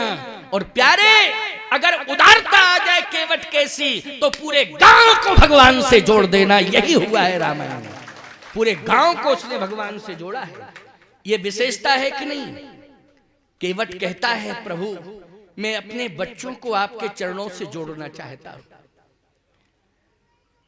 बच्चे कहां हैं? बच्चे गांव में ही हैं, तो क्यों नहीं लाए साथ में? उस समय थे नहीं बच्चे, इधर उधर हो गए थे। अच्छा तो ले आओ बच्चों को। यही क्रम जारी है, दौड़ा दौड़ा गया, बच्चों को इकट्ठा किया उसने और बच्चों को साथ लेके आ रहा है। देखो जब विश्वामित्र जी आए थे तो दशरथ जी भी 4 पुत्रों को लेके आ गए थे ना। दशरथ जी 4 बेटों को लेके आए थे। पुण्य चरणन मेले सुत चारी और राम देख मुनि बिरति बिसारी, पुण्य चरणन मेले सुत चारी। केवट ने भी अपने बच्चों को इकट्ठा किया और इकट्ठा करके लाया और भगवान के चरणों में डाल दिया है। बच्चों ने भी भगवान के चरण पखारे साहब। बोलो सपत्नीक पखारा, इसके बाद बच्चों के सहित चरण पखारा। बोले पूरे परिवार जुड़ गया कि नहीं जुड़ गया? पूरा परिवार जुड़ गया है। इसलिए कहता हूं ये परंपरा बताई जा रही है, इसी प्रभु राम कथा के माध्यम से आपको परंपरा दी जा रही है। तो मैं दावे के साथ कह रहा हूं कि रामायण पढ़ते रहना। राम कथा गंगा आपके घर में होगी, और जब राम कथा गंगा आपके घर में होगी तो एक दिन उसी राम कथा गंगा के तट पर परमात्मा प्रकट हो जाएगा आपके घर में, और पूरे परिवार को भगवान के चरण से जुड़ने का सौभाग्य मिलेगा। लेकिन राम कथा गंगा में भगवान प्रकट होगा। किसमें होगा?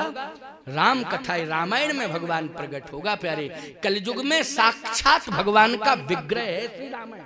कलिकाल में क्या है? रामायण भगवान राम का साक्षात विग्रह। भागवत क्या है? इस घोर कलिकाल में साक्षात भगवान कृष्ण का विग्रह है। ये रामायण रामचरितमानस राम का विग्रह है, भागवत भगवान कृष्ण का विग्रह है। इसलिए इन ग्रंथों के प्रति अगर तुम्हारा प्रेम बना रहा तो इन ग्रंथों के माध्यम, जैसे ही बच्चों के सहित सपरिवार चरण पखारे भगवान के, तो भगवान ने कहा क्यों, अब तो भैया पार कर दे, अब क्या दिक्कत है, क्योंकि 5:38 हो गए। क्यों भाई, अब 5:45 बजने वाले हैं, बोलो है कि नहीं। लेकिन चिंता मत करना, 5 ही मिनट और लगेगा बस, इससे ज्यादा नहीं लगेगा। कितना मिनट लगेगा? 5। अंत भला तो सब भला। अंत इस बात को सुन करके ही आराम से जाना, आशीर्वाद लेके जाना। आशीर्वाद का पिटारा तो हम धरे हैं, अभी खोलेंगे बाद में। दो भाई लेकर के जाना। लेकिन तुम सब बैठे हो, बिल्कुल शांत मुद्रा में बैठे हो। हाँ तुम भी बैठ जाओ, बीच में क्यों खड़ी हो गई हो? बैठ जाओ शांति से। जगह नहीं मिल रही है क्या? हाँ बैठ जाओ। बड़ी समझदार देवियां हैं, देखा ना। देखो एक बात बताएं, कथा बैठ के सुनना चाहिए, कथा में खड़ा नहीं होना चाहिए। हैं ये इलेक्शन है कि खड़ी हो गई? नहीं, चुनाव में खड़ा हुआ जाता है, लेकिन कथा में बैठा जाए। बड़ी समझदार हैं, बहुत समझदार हैं, बात मान गई हैं। तो आइए सुनिए, अंतिम बात मैं सुना रहा हूं आपको। हाँ ये दीपक को यहीं रख दो, बस यहीं रख दो, चुपचाप बैठ जाओ, बैठ जाओ आराम से। हाँ आराम से बैठो बस, है ना। हाँ बहुत बढ़िया बात है, दीपक भी आ गया, सब व्यवस्था है। आइए सुनिए, भगवान ने कहा कि अब तो तूने परिवार के सहित मेरे चरण पखार लिए हैं, अब नाव में बिठा। केवट कहता है प्रभु आपने बहुत समय दिया, बड़ी कृपा की, मगर लक्ष्मण जी बोले मगर का मतलब है मामा फूफा जीजा और रह गए, सो उनको सबको बुलवा लेने दो। 14 साल तक पांव पकड़ाई जारी रहे और 14 साल के बाद सीधे अयोध्या वापस, क्योंकि यही होना है और इसके आगे तो कुछ होना नहीं है। क्योंकि जो ये कह रहा है आप वैसा ही करते जा रहे हो और उसकी बात ही मानते चले जा रहे हो। आप कम से कम आपको अपनी बात भी तो प्रेशर में कहनी चाहिए।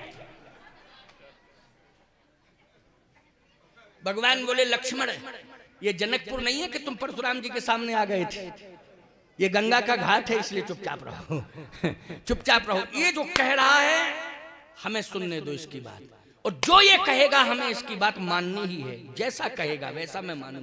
क्या चाहते हो ये बताओ। केवट एक बात कहता है प्रभु, प्रेमी का परिवार जो परमात्मा से प्रेम करता है उसका परिवार केवल पत्नी और बच्चे ही नहीं होते, केवल माता पिता पत्नी बच्चे इतना ही परिवार नहीं होता है। प्रेमी का परिवार वो होता है कि जो भी भगवान से जुड़ा है, जितने भी भगवान से जुड़े हैं, जहां तक उसकी दृष्टि जाती है कि कहां कहां तक लोग भगवान से जुड़े हैं, उन सबको वो प्रेमी अपना परिवार मान लेता है। कि जो परमात्मा से जुड़ा है भक्त का वही परिवार है। बोलो भाई, जो भगवान से जुड़ा है भक्त का वही परिवार है कि नहीं? तो हे प्रभु अन्यथा मत लेना, पूरा श्रृंगवेरपुर आपसे जुड़ा है। क्योंकि आप जब पधारे तो बोलो पूरा श्रृंगवेरपुर इकट्ठा हो गया था कि नहीं हो गया था? लेकिन आपने मौका नहीं दिया, उन सबको सेवा करने का आपने मौका नहीं दिया। लेकिन आज मैं प्रार्थना कर रहा हूं कि पूरा गांव आपका भक्त है, और जो भी भक्त है और जो भगवान से जुड़ा है वो मेरा परिवार है। इसलिए मेरी प्रार्थना है कि पूरे गांव को आज चरण पखारने का मौका दे दीजिए प्रभु, बस यही मेरी प्रार्थना है। भगवान ने कहा तेरी बात नहीं टालूंगा, तेरी बात नहीं टालूंगा। लेकिन एक बात लक्ष्मण जी बोले, अब ये अंत में ये कहेगा कि अब आपको गंगा पार नहीं करना है, श्रृंगवेरपुर के अंदर जाना है, तो इसकी बात तो आपको उतारनी नहीं है, तो आप श्रृंगवेरपुर के अंदर भी जाएंगे। केवट कहता ना ना ना ना, श्रृंगवेरपुर की संपत्ति से मेरी कोई प्रीति नहीं, उस संपत्ति से परमात्मा की भी कोई प्रीति नहीं है। हम देख रहे हैं कि पूरा अयोध्या की संपत्ति छोड़ के चले आए। अयोध्या की संपत्ति अवध राजसुर राज सिहाही और दशरथ धन लख धनत लजाही, पूरी अयोध्या की संपत्ति छोड़ के चले आए। राजीव लोचन राम चले तज बाप को राज बताओ की नहीं, पूरा राज्य छोड़ के आए। हम इतनी तुच्छ बात कहेंगे कि श्रृंगवेरपुर में प्रवेश कर जाइए पूरा राज्य आपका है? नहीं ना ना। हे प्रभु, भक्त की सबसे बड़ी संपत्ति है भगवत नाम की स्मृति, भगवत नाम की स्मृति, ये सबसे बड़ी संपत्ति है। हे प्रभु, आपकी संपत्ति खजाना नहीं है, आपकी संपत्ति है आपके भक्त, और भक्तों की संपत्ति है आपका भजन। इससे बड़ी संपत्ति और दूसरी हो नहीं सकती। देखो कितना बढ़िया भाव है, बोलो है केवट का भाव कि नहीं? कि आपकी संपत्ति खजाना नहीं है, सोना चांदी नहीं है, मणि मोती नहीं है, आपकी संपत्ति है भक्त।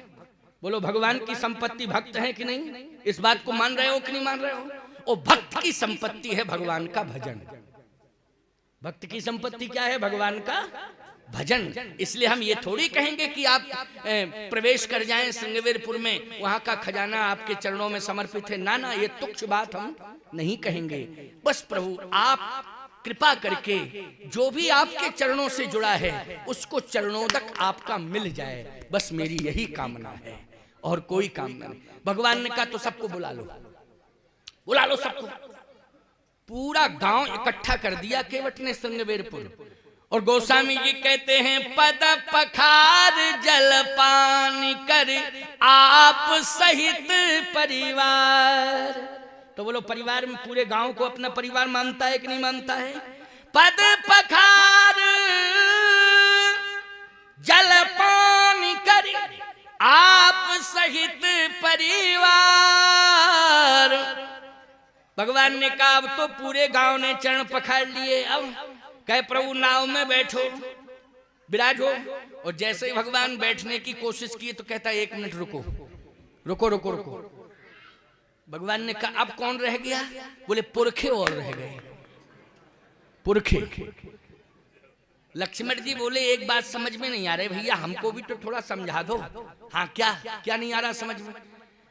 कहे जैसे गंगा की महिमा क्या है? भगवान बोले गंगा तारती है, यही महिमा है। अच्छा बोलो भैया, कोई व्यक्ति कहीं पैदा हो, कहीं मरे, कहीं रहे, कहीं मरे, लेकिन तरने के लिए उसकी अस्थियां कहां जाती हैं?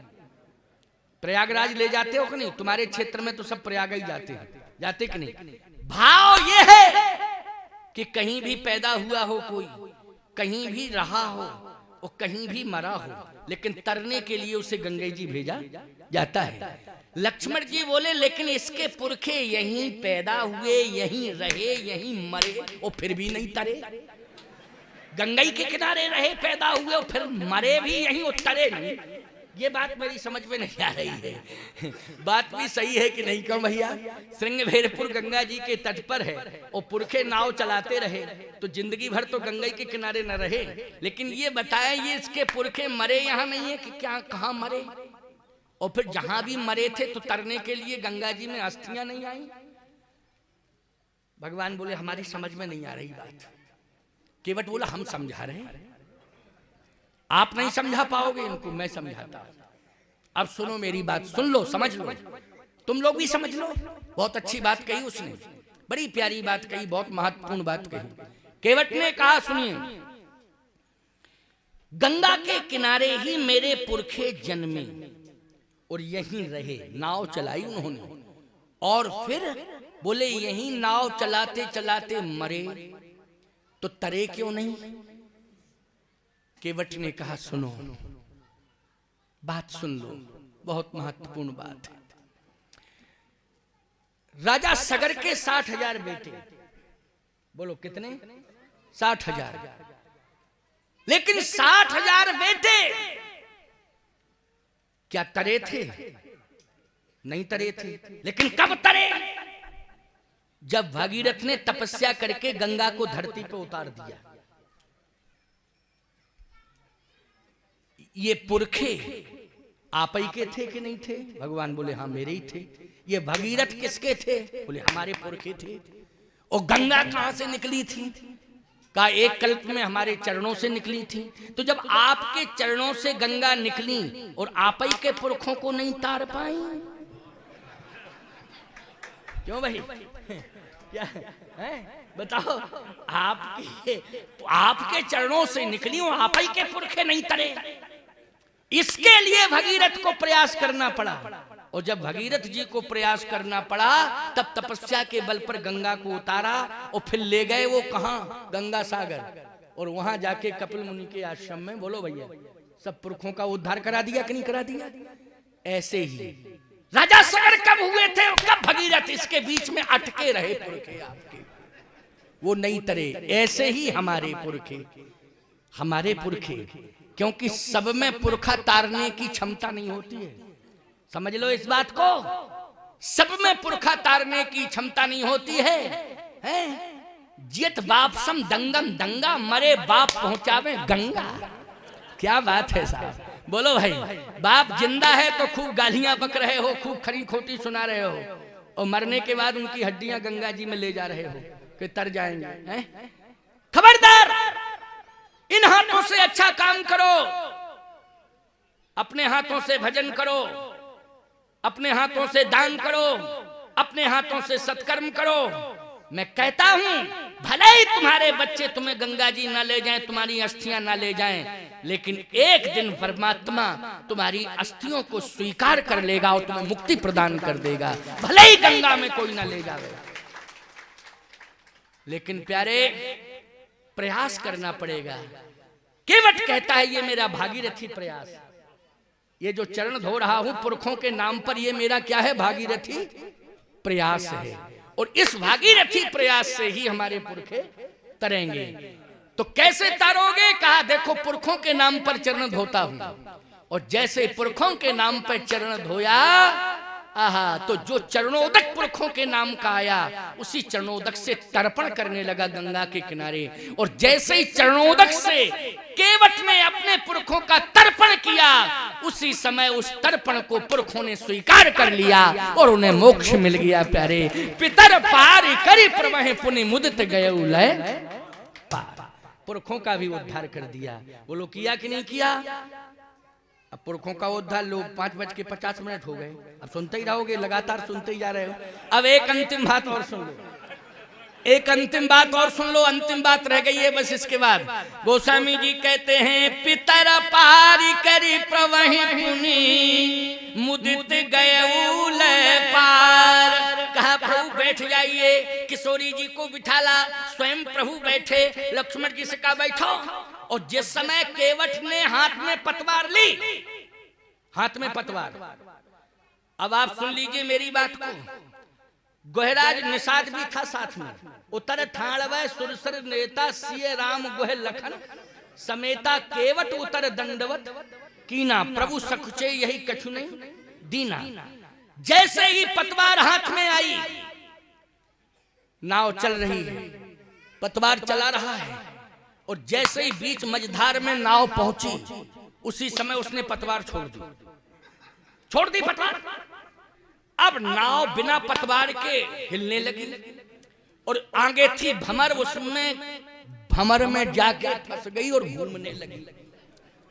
लक्ष्मण जी बोले, ये कौन सा नाटक हो रहा है, ये बताओ, ये कौन सा तमाशा है? तुमने बीच मझधार में पतवार क्यों छोड़ी? तुम केवट हो, तमाशा कर रहे हो? पूरा फैमिली सेटलमेंट नाव में है, रघुवंश पूरा बैठा हुआ है। बोलो रघुवंश पूरा बैठा कि नहीं बैठा? अरे राम जी रघुवंश शिरोमणि है कि नहीं? बोलो है कि नहीं? और रघुवंश का नाम यश पताका रामन जी के द्वारा तो फहराया गया। कहा, तुम ये क्या तमाशा कर रहे हो? तुमने पतवार फेंक दी और नाव देखो चक्कर काट रही है। केवट बोला, भूल हो गई, क्षमा मांग रहा। क्या भूल हो गई? भूल ये हो गई कि सारी दुनिया को आप पार करते हैं और मैं कितना मूर्ख हूं, आपको पार कर रहा हूं, क्षमा करो, क्षमा करो, क्षमा। लक्ष्मण जी बोले, घाट पे तुमने क्षमा क्यों नहीं मांगी? इस बात को घाट पे कह देता तो हम लोग कम से कम घाट ही पे रहते, नाव में नहीं बैठते। और अब इस प्रकार की भाषा बोल रहा है, भैया आप नाव चलाइए। फिर भगवान बोले, हम सरजू के किनारे इतने बार गए आए, कभी नाव चलाई? क्या ये तो कह रहा है, अब मैं क्या जानूं क्या कह रहा है। केवट बोला, नहीं नहीं नहीं, ये भूल मैं अब दोहराऊंगा। लक्ष्मण जी ने कहा, तुम मुझे जानते नहीं हो, सावधान, अगर तुमने हाथ में पतवार नहीं ली तो धनुष बाण मेरे हाथ में आ जाएगा। केवट बोला, धनुष बाण तुम्हारे हाथ में आएगा? लक्ष्मण जी बोले, हाँ, नहीं तो पतवार उठाओ। तो पहले तो केवट पतवार छोड़ के बैठा था, और जैसे ही लक्ष्मण जी ने धनुष बाण की बात कही, तो सीधा भगवान के चरणों में लेट गया, चरणों में लेट गया, वहीं नाव में लेट गया। लक्ष्मण जी ने कहा, अभी बैठे थे, अब क्या कर रहे हो लेटे लेटे? केवट बोला, लेटे लेटे क्या कर रहे हैं, क्या कर रहे हो? केवट बोला, नाव कौन चलाएगा? लक्ष्मण जी ने कहा, और तुम नाव में ले आओ, लेटने की जगह नहीं है, यहाँ लेटा नहीं जाता है, यहाँ बैठा जाता है। और नाव चलाने वाला बैठता भी है, पतवार भी हाथ में लेता है, इसलिए लेटो नहीं, उठो, बैठो, पतवार हाथ में लो, नाव आगे बढ़ाओ। केवट बोला कैसी पतवार कैसी नाव, कौन नाव कहां? अरे कहां, क्या दिमाग खराब है तुम्हारा? केवट बोला दिमाग खराब हमारा नहीं है, हमारा दिमाग शुद्ध हो गया। हमारा दिमाग शुद्ध होगा। दिमाग खराब तो तब था जब हम पतवार हाथ में लिए थे, लेकिन आज दिमाग मेरा शुद्ध है कि भगवान के चरण मिल गए। और भगवान के चरण मिल गए तो क्या कर रहे हो, लेटे क्यों हो? तो केवट बोला राम जी हमारे सब काम कर रहे हैं, तुम क्या कर रहे हो? बोले हम राम के सहारे आराम कर रहे हैं। हम तो राम जी पर विश्वास कर रहे हैं, इसलिए पड़े पड़े आनंद ले रहे हैं। क्यों? परमात्मा ही तो पार करता है, जीव नहीं परमात्मा पार करता है। और आज केवट को पार करने वाला परमात्मा उसके चरणों में मैं बैठा हूं, तो हमें पार नहीं करेगा वो? परमात्मा के चरणों में जो समर्पित हो जाता है उसकी नैया कभी डूबती नहीं है। लक्ष्मण जी बोलो भाई, भगवान के चरणों में जिसका समर्पण हो उसकी नैया डूबेगी क्या? उसकी नैया कभी नहीं डूब सकती है। और ये केवट को विश्वास है कि पतवार थोड़ी नाव को पार लगाएगी, परमात्मा की कृपा ही भव से पार कराएगी। इसलिए केवट भव से पार करेगा तो परमात्मा की कृपा से, पतवार से नहीं, कृपा से। बोलो पतवार से कि कृपा से? कृपा से। लक्ष्मण जी बोले भैया थोड़ा सा बातचीत में समझा दो, क्योंकि आपकी भाषा जल्दी समझ में आती है, हमारी भाषा नहीं आ रही। भगवान ने कहा एक काम करो केवट। केवट बोला बताएं बताएं बताएं, कोई दिक्कत नहीं, बताइए ना। मेरा भाई घबरा रहा है और नाव जो है भंवर में फंस चुकी है और चक्कर भी काट रही है, और भाई घबरा रहा है, तो कम से कम तुम एक काम करो ना, पतवार लेकर के पार कर दो। तो केवट बोला ये पूछो अपने भाई से कि नाव भंवर में फंस के कर क्या रही है? लक्ष्मण जी बोले चक्कर काट रही। केवट बोला गिनती कर रहे हो कितने चक्कर काट चुकी है, कितने चक्कर काट चुकी है? लक्ष्मण जी बोले चक्कर कम से कम 40 50, 50 तो कंप्लीट ही हो गए। बोले 50 कंप्लीट हो गए? कहे तो अभी और काटना दो। तो लक्ष्मण जी बोले तुम्हारा नियम ही यही है कि भंवर में पतवार छोड़ के चक्कर कटवाते हो फिर पार करते हो, तो कितने चक्कर कटवाने के बाद पार करते हो? तो केवट बोला अपने बड़े भैया से पूछो कि जीव को कितने चक्कर कटवा के पार करते हो? तो लक्ष्मण जी बोले आप चक्कर कटवाते हो? भगवान बोले हम तो 84 लाख योनियों में चक्कर कटवाते हैं। केवट बोला कि आप अपने बड़े भैया से पूछो कि हम लोगों को कितना चक्कर कटवाते हो? अरे नाव ने तो 50-60 चक्कर काटे, लेकिन हम जैसे जीवों को 84 लाख योनियों में चक्कर कटवाते हो। भगवान ने कहा कि लक्ष्मण केवट ठीक ही कह रहा है कि 84 लाख योनियों का चक्कर काटना पड़ता है तब कहीं उसे मुक्ति मिलती है। अरे हमारी नाव ने तो केवल 50-60 चक्कर काटे, कम से कम 84 ही चक्कर काट के देखे नाव, और फिर आपको पता चले कि क्या कैसा लगता है, कैसा लगता है। भगवान ने कहा एहसास कर लिया है केवट, लेकिन आज मैं गंगा का जल हाथ में लेकर सौगंध खा रहा हूं कि केवट जैसी जो निर्मल विमल भक्ति करेगा उसे मैं 84 लाख योनियों के बंधन से मुक्त कर दूंगा। उसे 84 लाख योनियों का चक्कर नहीं काटना पड़ेगा, मैं उसे मुक्ति प्रदान कर दूंगा।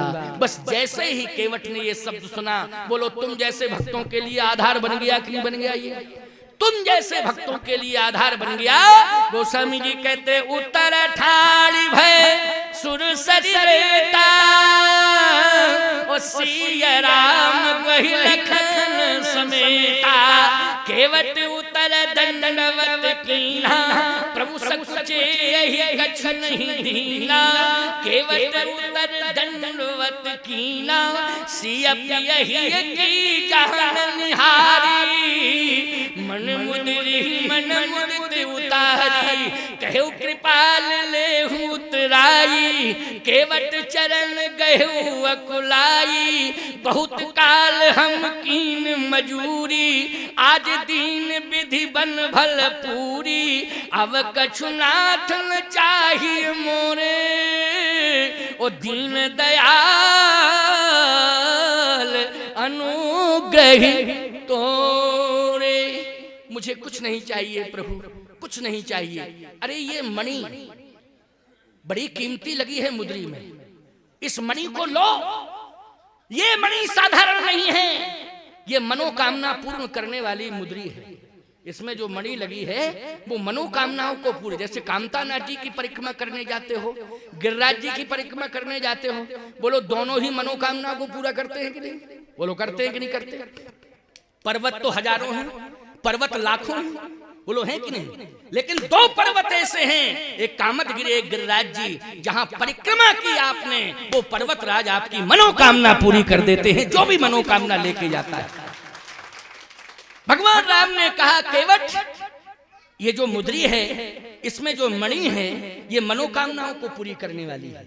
जब जैसे मनोकामना तू करेगा, ये मुद्री उस मनोकामना को पूरी करेगी। ये मैं तुझे दे रहा हूं, केवल तुझे दे रहा हूं, संसार में और किसी को नहीं। तू ही पात्र है, इसलिए तू इसे ले ले। केवट ने कहा प्रभु, ये मुद्री, ये मणि मनोकामनाओं को पूरा करती है, ये आप कह रहे हैं, मैं विश्वास कर रहा हूं, लेकिन भक्त का विश्वास, भगवान भले ही कह रहा है कि ये मणि, ये मुद्री मनोकामनाओं को पूरा करती है, लेकिन भक्त यही कह रहा है कि आपकी भक्ति मनोकामनाओं को पूरा करती है। आप मुद्री ना दे करके मुझे भक्ति दे दीजिए, मुद्री ना दे के क्या दीजिए? भक्ति दे दीजिए। भक्ति ही मनोकामनाओं को पूरा करती है, भक्ति मुक्ति भी प्रदान करती है। इसलिए बहुत कीन हट लखन सी है, नहीं कछु केवट ले, विदा कीन करुणा यतन भगति विमल वर दे। विमल भक्ति का वरदान भगवान ने दे दिया। बोलिए भक्त वत्सल भगवान की, भक्त और भगवान की। पूरे 6 बज गए, पूरे 6 बज गए, बोलो बज गए कि नहीं? कथा पूरे 6 बजे भाई आप लोगों ने खूब सुना। मैं सबको आशीर्वाद देता हूँ, सबको बार बार आशीर्वाद दे करके अपनी वाणी को विश्रामित करता हूँ। आओ 2 बार भगवान का नाम लो, आरती, आरती के बाद प्रसाद लेकर के जाना। और जिनको भी चरण पादुकाओं का पूजन करना हो, ये कामदगिरि की चरण पादुकाएं हैं, जिनको भी पूजन करना हो वो चरण भेंट पूजन आदि बाद में कर सकते।